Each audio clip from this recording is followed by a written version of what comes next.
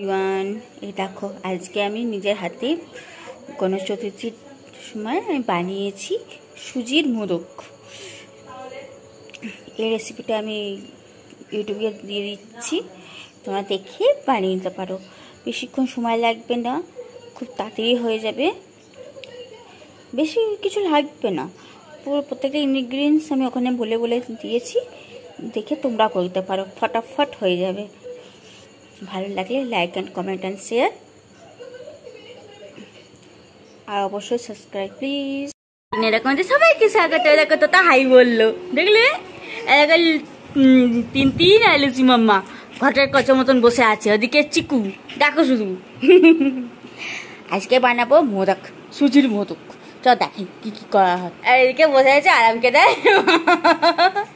আজ মাকে রিল্যাক্স করতে দিলাম, আজকে আমি মিষ্টি বানাবো, গণেশ চতুর্থীর দিনে স্পেশাল। কড়াই বসিয়ে দিয়েছি, এবার এতে ঘি দেবো। গ্যাস অন করে নিয়েছি, এবার দিয়ে একটু ঘি, 2 চামচের মতন ঘি দিয়েছি। এর সুজির মোদক হবে। আর সাথে একটু ড্রাই ফ্রুট কেটে নিয়েছি, এতে আছে আমন্ড আছে, কিশমিশ 2 রকম আছে, কাজু বাদাম আছে, আর কিছু নেই, এ কটাই আছে। ঘিটা একটুখানি গরম হোক, তারপরে এগুলো দিয়ে দিলাম।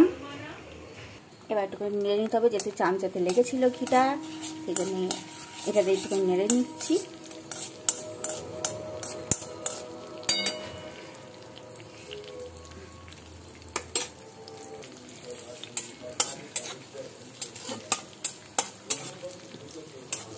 এটা একটুখানি ভাজা হয়ে গেলে এবারে দেবো সুজি।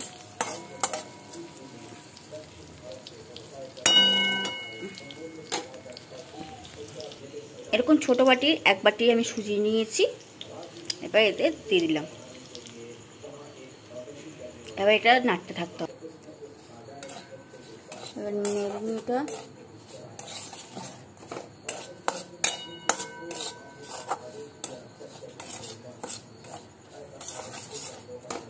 এটা হালকা হালকা লালচে লালচে হয়ে যাবে। তারপরে দেবো, এখন নাড়তে নাড়তে লালচে হয়ে গেছে।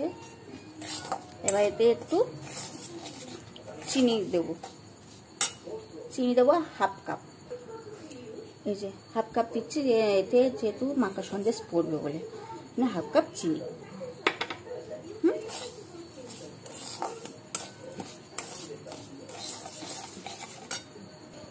এরকম বাটি 2 বাটি জল।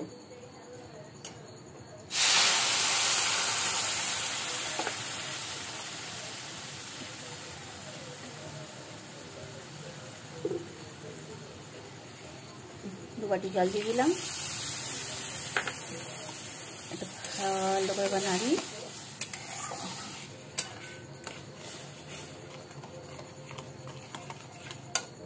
এবার এতে দেবো গুঁড়ো দুধ। এটা ছোট বাটি 1 বাটি গুঁড়ো দুধ। ছোট বাটিটা হচ্ছে এই যে, এই বাটি 1 বাটি গুঁড়ো দুধ। ভালো করে মিক্স করে নিতে হবে।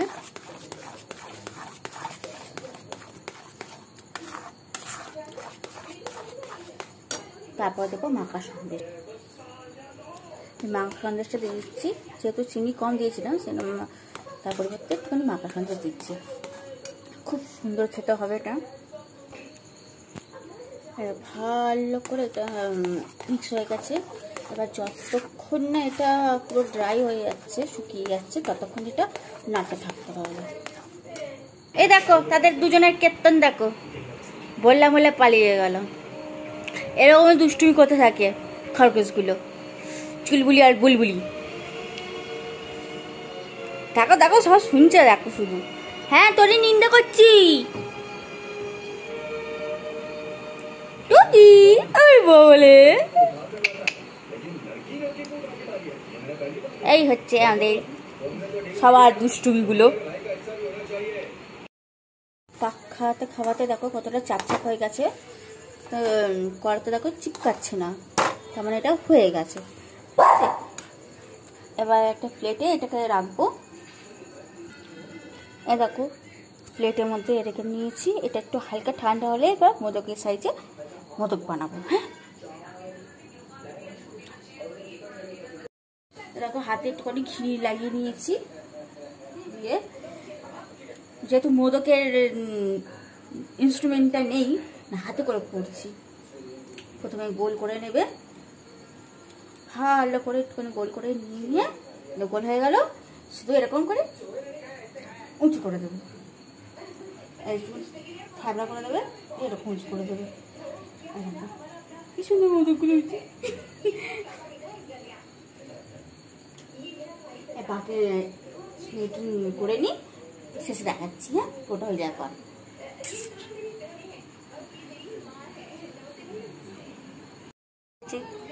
মোদক, সুজির মোদক কেমন হয়েছে বলো তোমরা কমেন্টে। Please please please subscribe and share.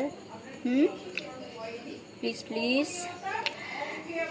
এটা কমপ্লিট হয়েও গেছে, এটা এবার ঠাকুরকে দেবো, তারপরে দেখাচ্ছি।